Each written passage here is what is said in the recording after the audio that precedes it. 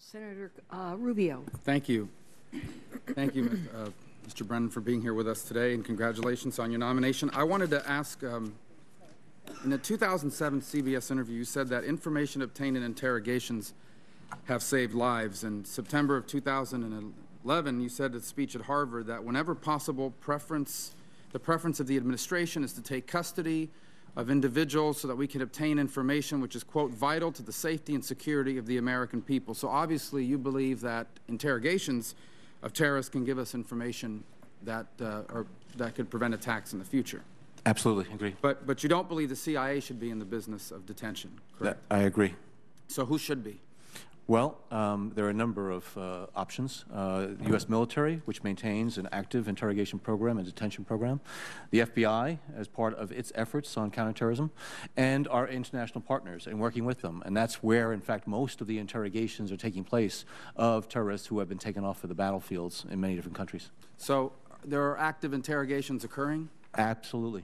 Okay. Every day. About the foreign partners that you talk about, have you talked to folks in the CIA about their impressions of the quality of information we're getting from our foreign partners? Yes, on a regular basis. And they've indicated, would it surprise you to know that some of them have indicated to us repeatedly over the last couple of years that I've been here, that the information we get directly is much better than anything we get from our foreign partners on some of these issues? Right, and that's why we work with our foreign partners so that we can have direct access to these individuals who have been detained. Well, I'll tell you why I'm concerned. Ali Ani Harzi, I think is how I pronounce his name. He's a suspect in the Benghazi attack, and the Tunisians detained him, correct? Yes, he was taken into custody by the Tunisians. Did we not ask for access to him to be able to interrogate him and find out information? Yes, and the Tunisians did not have a basis in their law to hold him. So they released him? They did. And where is he? We don't know. He's still in Tunisia. That doesn't sound like a good system of working with our foreign partners. No, it shows that the Tunisians are working with their rule of law as well, just the way we do. Well, we have someone who was a suspect in the potential attack in the attack on Benghazi. They didn't give us access to him, and we don't have any information from him. We work with our partners across the board, and when they are able to detain individuals according to their laws, we work to see if we can have the ability to ask them questions, sometimes indirectly and sometimes directly. So your point is that Tunisian law did not allow them to hold him, and therefore they let him go before we could get there to talk to him. And we didn't have anything on him either, because if we did, then we would have made a point to the Tunisians to turn him over to us. But we didn't have that. What role should the CIA play in interrogations? The CIA should be able to lend its full expertise, as it does right now, in terms of in support of military interrogations, FBI debriefings and interrogations, and our foreign partner debriefings. And they do that on a regular basis. And so what's the best setting to do that in? For example, if a suspected terrorist is captured and we think we can obtain information from them, where would they go? Where do you suggest that they be taken, for example? What's the right setting for it? There's many different options as far as where they go. Sometimes it is in foreign partners. You know, they put the individuals in their jails and in their detention facilities according to their laws, right, and people can access that. We take people, as we've done in the past, and put them on naval vessels and interrogate them for an extended period of time. Okay. So you think that's the best setting, is the naval vessel?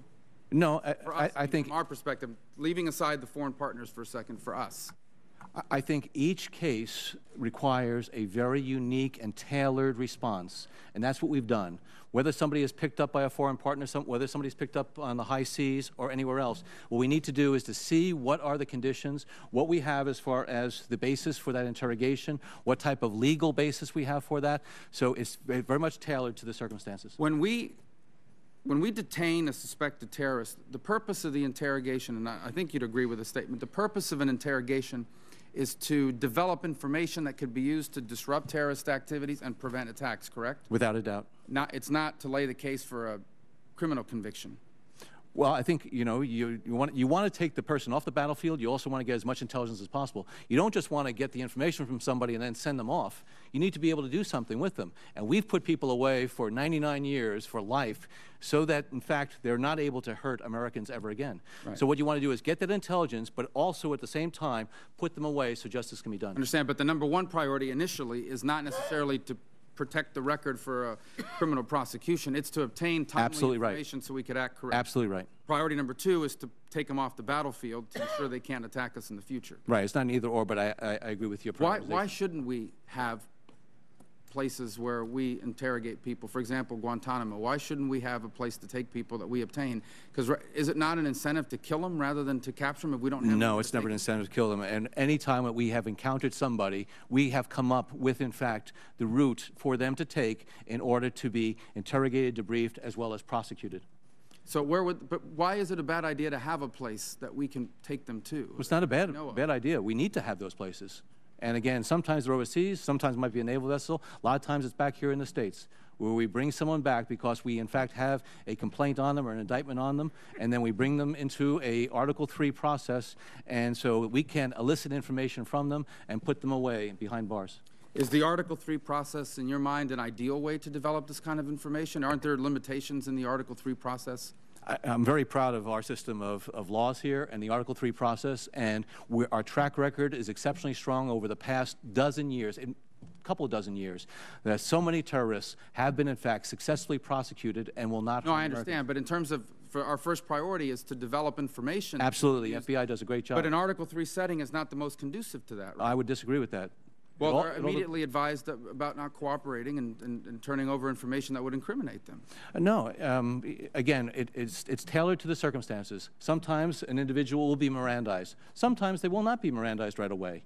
Mirandizing an individual means only that the information that they give before then cannot be used in Article 3 court.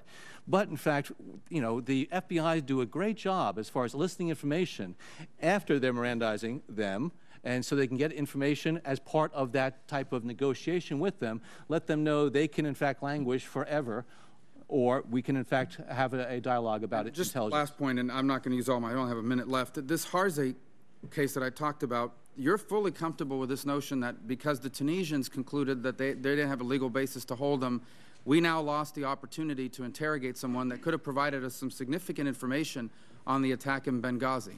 Senator, this country, America, really needs to make sure that we are setting a standard, an example for the world, as far as the basis that we're going to, in fact, interrogate somebody, debrief somebody. We want to make sure we're doing it in conjunction with our international partners. We also want to make sure that we have the basis to do it so that we don't have to face in years in the future challenges about how we, in fact, obtained the What is that law? You keep talking about the basis of our law. What law exactly are you talking about in terms of the basis of detaining someone?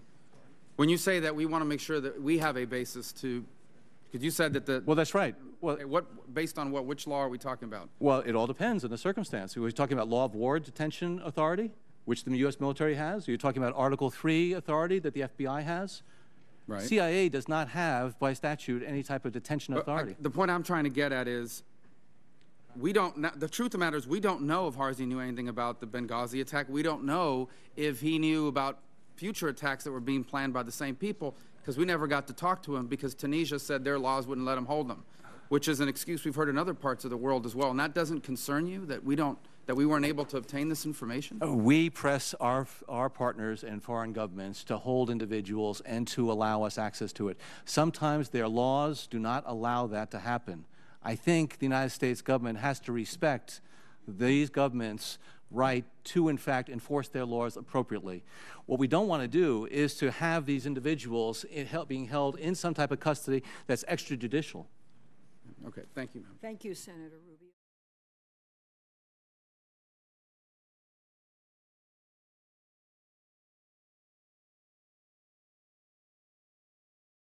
This has been a Sunfish production.